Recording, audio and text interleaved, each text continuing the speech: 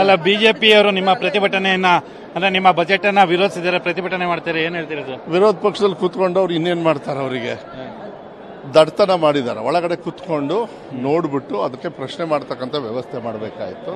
ಅದನ್ನ ಮಾಡಲಿಲ್ಲ ಅಷ್ಟೇ. ಪ್ರಜಾಪ್ರಭುತ್ವದನ್ನ ಹಾಳು ಮಾಡಿದವ್ರು ಯಾರು ಅಂತ ಹೇಳಿದ್ರೆ ಯಾವಾಗಲೂ ಕೂಡ ಇವತ್ತು ಆ ಕೆಲಸನ ಮಾಡಿದ್ದಾರೆ.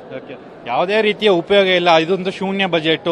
ಪ್ರತಿ ಹಳೆ ಬಜೆಟ್ ಏನಿತ್ತು ಅದನ್ನ ಹೊಸದಾಗಿ ಒಂದೊಂದು ಪೇಜ್ ಅಲ್ಲೂ ಕೂಡ ಈ ರಾಜ್ಯದ ಸೇವೆಗೆ ಸಲ್ಲಿಸಿದ್ದಾರೆ.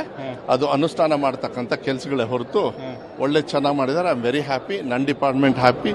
ಎಲ್ಲಾ ಡಿಪಾರ್ಟ್ಮೆಂಟ್ಗೂ ಕೂಡ ನಾವು ತುಂಬಾ ಹೆಚ್ಚುವರಿ ಸಾಲವನ್ನು ಮಾಡಿದೆ ಈ ರಾಜ್ಯ ಸರ್ಕಾರ. ಜೊತೆಗೆ ಜನರನ್ನ ದಿವಾಳಿ ಮಾಡ್ಲಿಕ್ಕೆ ಈ ರೀತಿ ಪ್ರಯತ್ನಗಳನ್ನ ಮಾಡ್ತಾ ಇದ್ದಾರೆ ಅಂತ ಹೇಳ್ತಾರೆ. ಹೋದ್ ಸತಿ ಸಾರಿ ಸುಳ್ಳು ಹೇಳಿ ಆ ಸಾಲವನ್ನ ತೀರಿಸ್ತಕ್ಕಂಥ ಕೆಲಸ ನಾವು ಮಾಡಿದ್ವಿ. ಅಂದ್ರೆ ಅವರು ಬಿಜೆಪಿ ಅವ್ರು ಮಾಡಿದ ಸಾಲ ಮತ್ತೀಗ ನನ್ನ ಡಿಪಾರ್ಟ್ಮೆಂಟ್ ಅಲ್ಲೂ ಅದೇ ಆಗ್ತಾ ಇರೋದು. ನಾನು ಅಷ್ಟೇ ಸೆಂಟ್ರಲ್ ಗವರ್ಮೆಂಟ್ ಇಂದ 1500 crores ಡಿಫಿಸಿಟ್ ಇದೆ, ಪ್ಲಸ್ ಸಾಲನು ಕೂಡ ನಾನೇ ಹೀಗೆ ಕಟ್ತಾ ಇದ್ದೀನಿ. ಅದು ಎಲ್ಲ ಡಿಪಾರ್ಟ್ಮೆಂಟ್ ಅಲ್ಲೂ ಇದೆ. ಈಗ ಏನ್ ಹೇಳ್ತೀರಾ ಸರ್ ಬಿಜೆಪಿ ಅವರ ಪ್ರತಿಭಟನೆ?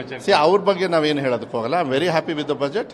ಜನರು ಸಂತೋಷವಾಗಿರ್ತಾರೆ. ಗ್ಯಾರಂಟಿ ಮಾತು ಉಳಿಸ್ಕೊಂಡಿದೀವಿ. ಪ್ರೋಗ್ರೆಸಿವ್ ಬಿಜೆಪಿ ಹೇಳ್ತಾರೆ ಅಂತಂದ್ರೆ ಪದೇ ಕೇಂದ್ರ ಸರ್ಕಾರಕ್ಕೆ ಟಾರ್ಗೆಟ್ ಮಾಡ್ತಾ ಇದ್ದಾರೆ. ಒಂದ್ ನಿಮಿಷ ದುಡ್ಡು ಕೊಡ್ಲಿಲ್ಲ ಅಂದ್ರೆ ಏನ್ ಮಾಡ್ತಾರೆ? ಬಿಜೆಪಿ ಅವ್ರ ತಂದೆ ತಾಯಿಯವರು ಯಾರಿದಾರಲ್ಲ, ಅವ್ರ ತಂದೆ ತಾಯಿಯವರು ದುಡ್ಡು ಕೊಡ್ಲಿಲ್ಲ ಅಂದ್ರೆ ಯಾರ ಹತ್ರ ಹೋಗ್ತಾರಂತೆ? ಹೋಗಿ ಗಲಾಟೆ ಮಾಡ್ತಾ ಇರ್ತಾನೆ, ನನಗೆ ಪಾಕೆಟ್ ಮನಿ ಕೊಟ್ಟಿಲ್ಲ ಅಂತ. ಆ ಕೆಲಸ ಮಾಡಕ್ ಹೇಳ್ರಿ ಅವರಿಗೆ. Thank you. ಇದಿಷ್ಟು ಮಧು ಬಂಗಾರಪ್ಪ ಮತ್ತು ಕ್ಯಾಮ್ರಾ ಪರ್ಸನ್ ಪುರುಷೋತ್ತಮ್ ಜೊತೆ Muralidhar crime bureau, public TV.